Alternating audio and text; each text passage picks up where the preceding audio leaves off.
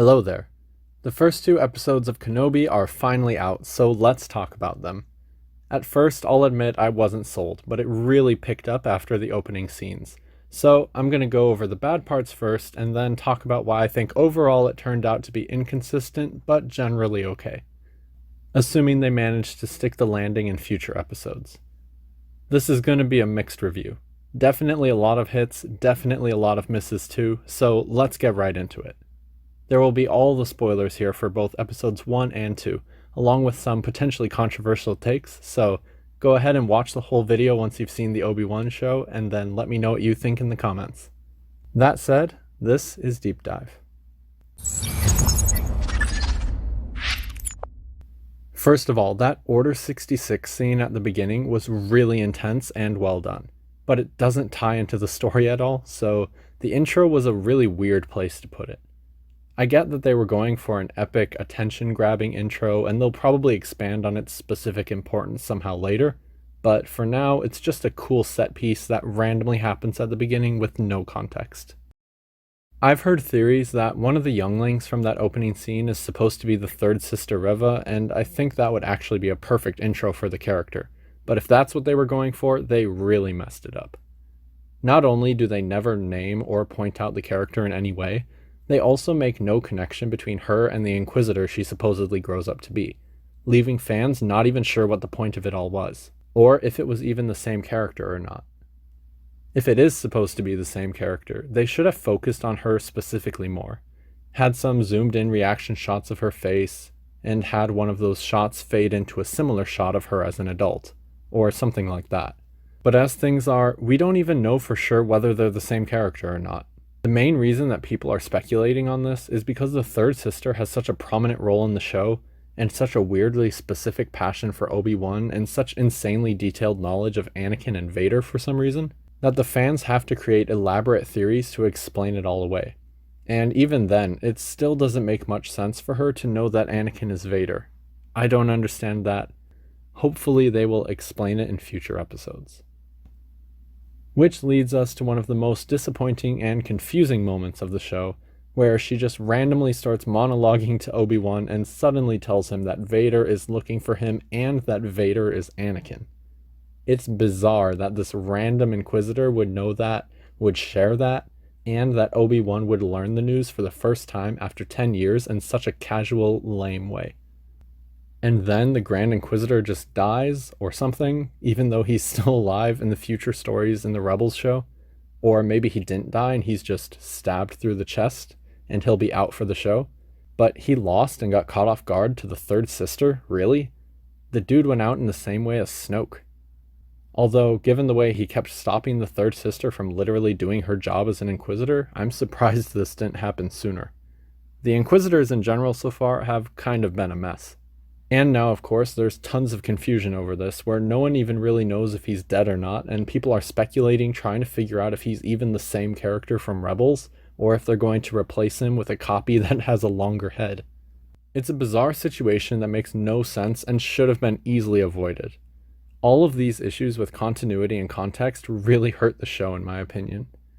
They'll have time to fix them and explain things away with future episodes giving new context, but I honestly think it's unlikely.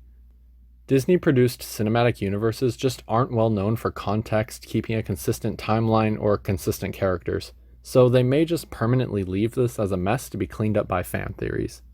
Only time will tell. But, to backtrack a bit, the Inquisitor's introductions in this show were not good, to say the least. After the intense and well-made Order 66 opening at the Jedi Temple, we cut to the relatively bland and boring landscape of Tatooine, made even worse by a slow opening. When the Inquisitors finally arrived, I literally laughed out loud. The Inquisitors exiting the ship to dramatic camera angles and epic music while they awkwardly waddle into the empty desert town was unintentionally one of the funniest parts of the show. And that's not a good thing for villain introductions.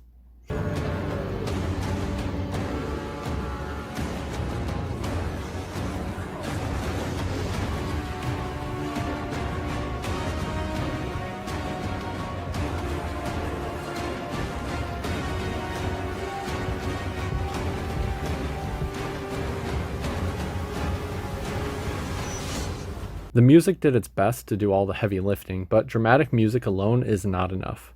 Say what you will about The Force Awakens, but Kylo Ren had a fantastic villain entrance scene. And of course, there are other classics, like Vader's first appearance in A New Hope, or even Rogue One. So what was up with this Inquisitor introduction? Watch it without the music and just see how awkward and sad they look.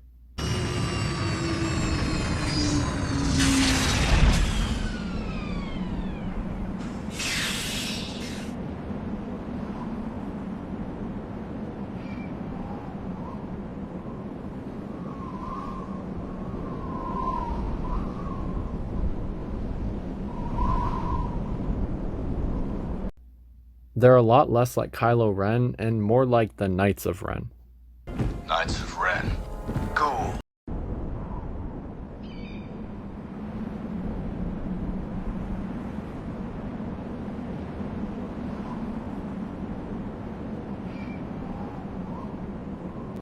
Cool. By this point in the show, all I had to go off of was an Order 66 scene with no impact and an awkward villain entrance that actually just made me laugh. This was of course followed up by one of the least natural villain monologues I've seen in a long time. I guess it's supposed to be intimidating or something, but coming from the discount Grand Inquisitor here with his round head and lack of presence, nothing about this was intimidating. And it didn't help that the shopkeeper he interrogates here was just not played by a good actor. I'm sorry to whoever that guy is, I'm sure he tried his best, and I know it's extremely hard, but it's difficult to take the villain seriously when even the guy he's intimidating in the show is trying to hold in a giggle. The guy just looks like he doesn't know what's going on, and he doesn't even care that this super strong Inquisitor is coming for him. The first thing we see of the Grand Inquisitor is him threatening this man's life, and the man just kind of laughing it off like he's being harassed by a drunk stranger rather than interrogated by the most fearsome Jedi hunter in the galaxy. If the random background characters can't even take the villain seriously from the first episode, how is the audience supposed to? It's just not well designed. And then the Jedi at the bar. God damn, that guy did not work. Props to that actor again for trying, of course, but it was just not good. I honestly don't blame the actor too much in that case, though, because there was some bad direction clearly going on. The man used the Force to stop a murder, but he just lifts his hand up and holds it out over the table. He doesn't even try to hide it. Qui-Gon did a better job of hiding the Force from Watto than this guy did hiding it from an actual team of Inquisitors. You know what this should be? A zoom in down to his hand, subtly moving under the table to stop the knife. The Inquisitors could still notice his hand moving, and that would make the Jedi and the Inquisitors both look smart. But no, he just sticks his hand right up, out there in the open, and he just leaves it up for at least a solid 5 seconds. The knife has already stopped, dude. Put your hand down and just let it fall to the ground. You don't need to sit there holding the knife in the air with the Force for a full minute with your hand up in the most obvious way ever. The dude even hears an Inquisitor point him out, and he looks to make eye contact with her, but the whole time he does this, and he's still holding the freaking knife with the Force. Just put your hand down, man. Let it go. Just let it go. You stopped its motion like 10 minutes ago, and the Inquisitor is looking right at you. The generic Jedi character here is my least favorite character in these first 2 episodes by far. This opening scene just makes him look so incredibly stupid and incompetent that I found myself cheering for the Inquisitors even though they were also made to look like bumbling incompetent fools just minutes ago. Overall, not a good opening. In fact, I thought it was a really bad opening to the show. And on top of that, the acting was really, really bad, especially in the early scenes, and especially for the side characters. That's a recurring problem in this show apparently, where half the actors are amazing, award-winning caliber, and the other half look like they're reading the script from a teleprompter for the first time.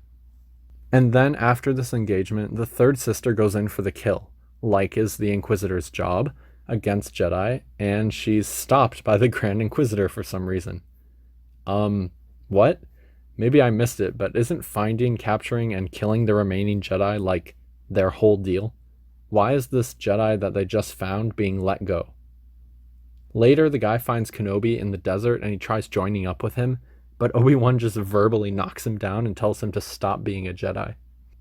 I don't get what their relationship was, if there was any already, and this scene really didn't make much sense to me.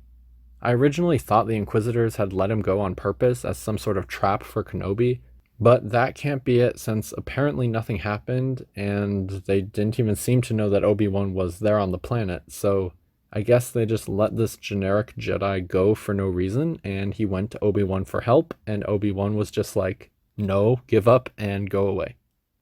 At first, I was confused about why Obi-Wan would send away Jedi backup and not just ask for his help in protecting Luke, but then I remembered how annoying and incompetent this particular Jedi was, and it made a lot more sense.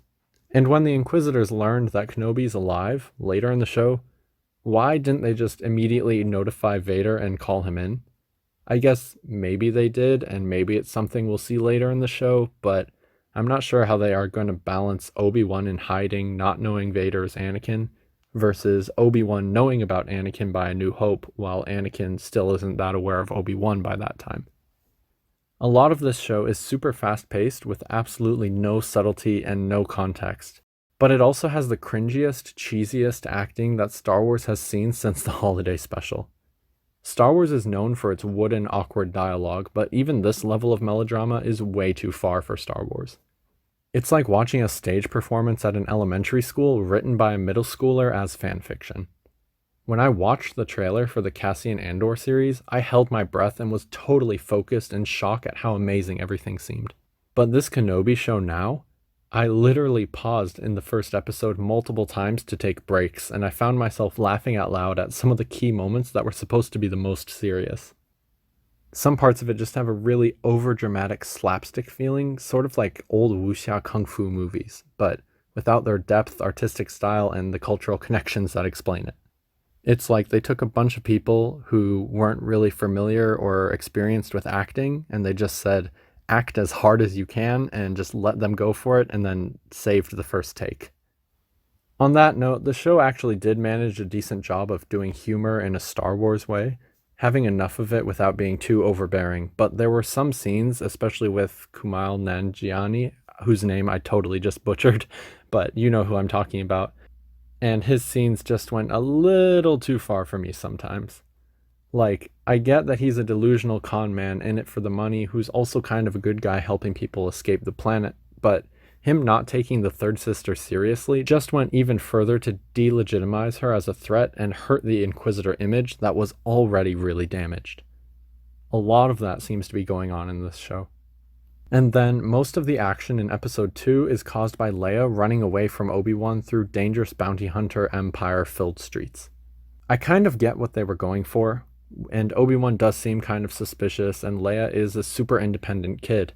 But the recent Star Wars trend of a young kid gets picked up by a battle-scarred veteran and then causes trouble by wandering around dangerous areas for no reason is getting kind of old. At one point, when Leia is saying wise words to him, Obi-Wan even asks, "How old are you?" Which I get is kind of a set phrase, meaning about how he's surprised that she's so mature for her age, but it was a weird choice of words considering that Obi-Wan was at her birth and then specifically spent 10 years watching her twin brother. But, oh well. Another unfortunate thing I took note of was just how many flashbacks were used, and how all the flashbacks and montages so far have been scenes clipped directly from the prequel movies. Other than that opening Order 66 scene for a few minutes, the rest have all just been literally cut and paste clips from the prequels. They got back all the old actors, but they couldn't create some new Anakin and Obi-Wan moments to show, or even Obi-Wan and Bail Organa moments. But I thought it was pretty striking that the recap intro and Obi-Wan's nightmares were all just recycled movie clips from the prequel trilogy. Hopefully we'll get some more original flashback content in future episodes, and there's still a chance of that, but I thought it was pretty striking that the recap intro and Obi-Wan's nightmares were all just recycled movie clips. I feel like I watched the whole prequel trilogy twice during the first episode of Kenobi just through the flashbacks. And as cool as it will be seeing Hayden as Vader, I want to see Anakin from the prequels again, or at least Vader from Revenge of the Sith before the suit. But despite everything, with all of that said and out of the way, I'm still really glad that Disney made this show and that we get to see it. It has some really cringeworthy lows, but it also has some of the highest highs in all of Star Wars. beautifully connecting Revenge of the Sith to A New Hope in a surprisingly emotional way. This is where the praise begins. The Order 66 scene at the start, despite not connecting to the story in any way yet, was incredible. It was intense, it was realistic, and it hit hard. Then, even though a lot of people online seemed not to like her, I actually thought the third sister was a surprisingly good character and decently acted. It was an interesting dynamic to have her as the most unstable Inquisitor, like a passionate psychopath Sith among the more restrained Jedi hunters who were more Imperial. While the Grand Inquisitor was handled really poorly in this show, in almost every way, that dynamic was still an interesting one to see. Comparing the third sister flipping haphazardly over buildings to the fifth brother marching around with a squad of stormtroopers was a pretty cool juxtaposition. And of course, Ewan McGregor was amazing as always, and Obi-Wan not standing up for that guy at the beginning of the show was actually a pretty nice touch. Ewan is such a great actor that you can visibly see the thought pass over his face as he decides that saving the man just isn't worth it anymore because it would cause more trouble than good. Really a subtle dark moment in the story. And that Jawa Obi-Wan trades with was so funny and also really nostalgic. I really loved that line when Obi-Wan said, "If you're gonna steal my stuff, can you at least clean it before trying to sell it back to me?" And the Jawa just says, "Cleaning costs extra." The Jawa was only there for a few minutes, but he really stole the show for me. Not to mention how perfect of an emotional moment it was to see Obi-Wan going to such great lengths to get the Skyhopper toy for Luke, only to be later challenged by Owen about it because they both know that it's not just a toy. It's mental and emotional preparation for Luke to leave the farm and become a Jedi someday. It also tied in so perfectly with that scene of Obi-Wan noticing the Anakin influence on Luke, as Luke hides from his aunt and uncle to imagine flying a starship. All the scenes involving young Luke were so heartbreaking and emotional that those alone made the show's existence worthwhile. And on the flip side of that coin, the surprising side focus on Alderaan, Princess Leia, and her family were some of my favorite moments in these first episodes. It's wholesome and inspiring, and it carries the story on perfectly from Revenge of the Sith, and it also tragically foreshadows A New Hope. Seeing Alderaan more fleshed out as a real planet for the first time is a real gut punch. And the same for seeing Leia and her adoptive parents bond, especially since that wasn't expected, but it definitely deserves the time that it's getting now. It wasn't really explored in the prequels much, because you only see Bail Organa for the scenes that weren't deleted, and you never see much of his wife, so it was a really good addition here. The actress of young Leia does such a perfect job in these episodes too that she's definitely one of the best actors in the entire show, and easily better than most of the adults she's working with. And while that's impressive on its own, it's doubly important here as that's exactly the kind of demeanor that Princess Leia needs to have. I saw some comments online about how Carrie Fisher would be so proud of the young Leia actress, and I have to say that's entirely true. She really knocks it out of the park, capturing that independent, adventurous princess vibe, with the adult maturity to react in serious moments, the childish realism to feel authentic, the confidence to pull off Princess Leia, and the subtle gentleness needed for Leia's scenes with Bail Organa. Seeing so much of Leia in this show is a surprise to me, but they're handling it really well. You might be wondering why Luke gets a specifically assigned Jedi Guardian while Leia's just left to her own devices, something that raises some questions in this show. But originally in the expanded universe, there was an entire book series about another Jedi who gets assigned to watch over and protect Leia. As a huge fan of that character and book series called Last Jedi, I'm glad they've handled the retcons so well that the new Disney canon show is just as good and deep as the original books were, even if the story is completely different. Obi-Wan going after the young Leia to rescue her also adds a lot of good backstory for his conversation with Luke later in A New Hope, when he says things like, "You must come with me to rescue her," and "I'm getting too old for this sort of thing." The original feeling was that Obi-Wan is just trying to get Luke to go with him, but this new context adds a layer that Obi-Wan hesitated the first time and he now resolutely must save her. And also that he is actually getting too old for this thing he has been doing, and he wants to make sure that Luke is ready to take on this exact sort of mission that he's been doing for the past 10 years. Obi-Wan's disconnection from the Force, PTSD fear of lightsabers, and that moment when he finally breaks down and uses the Force to rescue Leia when she falls was such a powerful scene. And of all the emotional gut punches this show has to offer, and there were a lot of them, I think that most people will agree with me that the hardest hitting moment was when Obi-Wan met the 501st Legion clone trooper, homeless and begging on the street. There are so many layers to that scene that it is by far the most powerful and memorable. It makes perfect sense, but it's unexpected. It draws attention to a serious issue in the real world with how military vets are failed by the system when they return to civilian life. It shows how even people participating in the top levels of authoritarian takeover end up with their own lives destroyed by the new oppressive regime. It shocks Obi-Wan and forces him to grapple with the past again. It reminds us of the tragic story of the clone troopers and how, in their own way, they too were victims of Order 66. And, most importantly, it shows that under all the trauma and all the pain, Obi-Wan is fundamentally, at his core, still a Jedi and still a good person, with compassion even for those who betrayed him the most. The show has a lot of flaws, and those serious flaws may tank the show in the end. But for now, with these first 2 episodes, I think it's safe to say that the show often rises above that to provide some of the most emotionally impactful Star Wars content we've seen since Revenge of the Sith. On that note, I look forward to seeing the rest of the show, and I hope that future episodes patch some things up, but the watch will be worth it for some of these incredible subtle moments. Now, as always, let me know your thoughts on the show and tell me whether you agreed or disagreed with me in the comments below. Then click a video on screen to see more of my Star Wars analysis. This is Deep Dive, signing off.